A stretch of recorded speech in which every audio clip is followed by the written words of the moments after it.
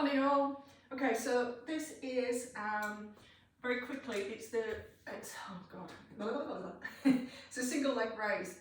It gets given a lot for knee strengthening or for knee pain in general, especially arthritis.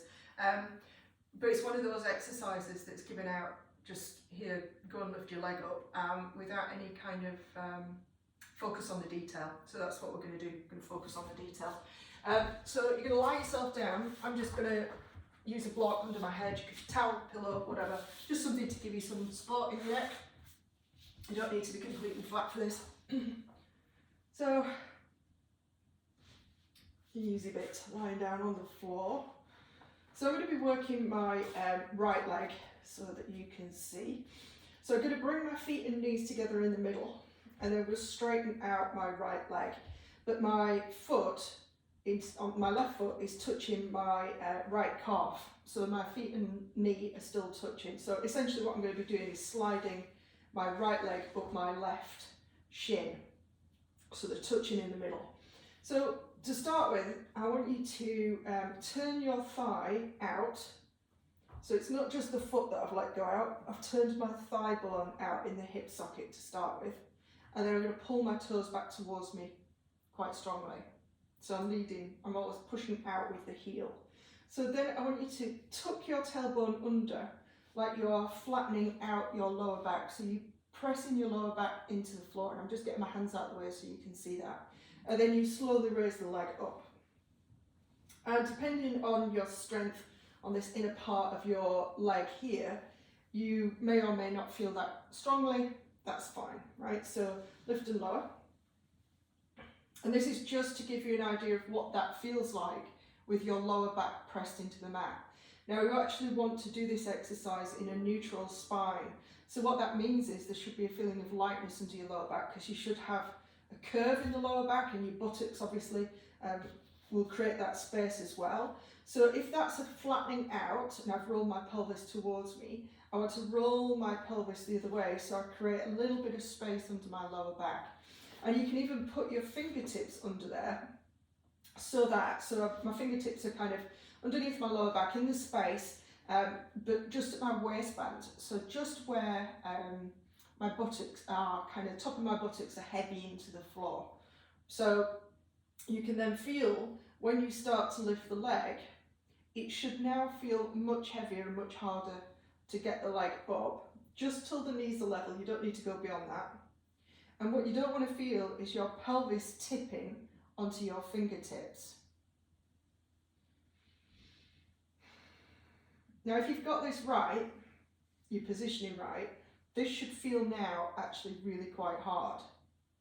And you should be feeling the work all up the inner kind of edge of your front of your thigh muscles.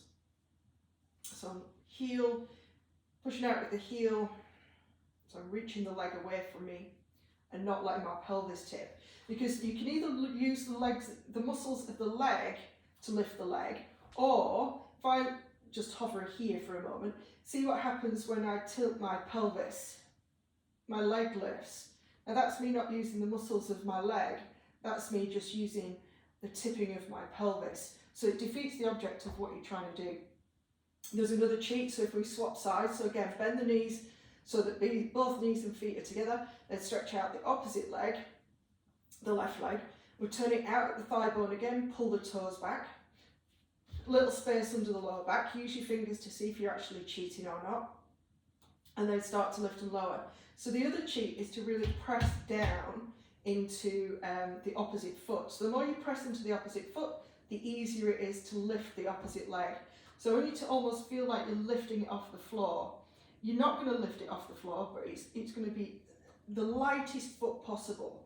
And once you do that, you'll find that it makes it even more difficult to lift the leg to knee level.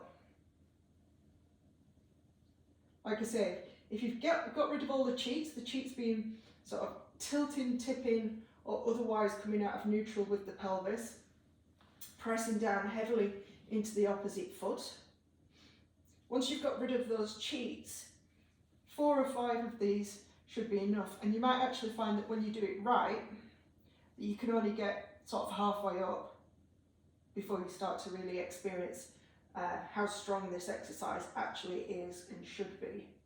So it's strengthening up sort of this inner part of your front of your thigh muscle, so your quads, right? So they talk about in particularly knee arthritis, strengthening the quads in general, fine, but most of us are already overly strong in the outside edge, this outer edge, and what that does is it pulls the kneecap slightly over. I think I've talked about this in one of the previous sessions, but you get the idea. So we're going to pull the kneecap slightly over.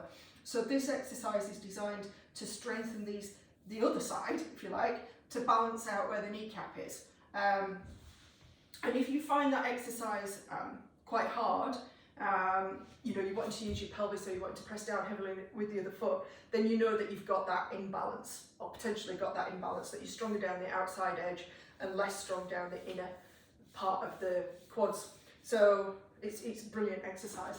I love it, give it to everybody with knee issues, which most physios and doctors do, but they miss out on, you know, it's not just what you're doing, it's how you're doing it, and the nuances can make all the difference to making it an effective exercise, or just something that you kind of go through the motions of and get very little out of.